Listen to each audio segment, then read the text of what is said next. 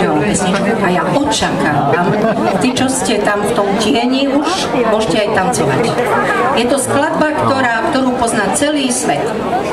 Celý svet. Bola som na tom ostrove 3-krát. 2-krát s mojou kapelou a 1-krát so slávnym Tony Táňom, najlepším big bandom rádiotelevízii Havana. Hovorím o Kube. A keď som mala tam koncerty s tou kubánskou kapelou, tak každý večer sme robili bejsbolové štadióny a tam bolo vždy 8 000 Kubáncov a Kubániek a tí tancovali a spievali.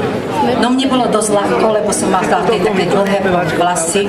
Mala som niečo menej kýl.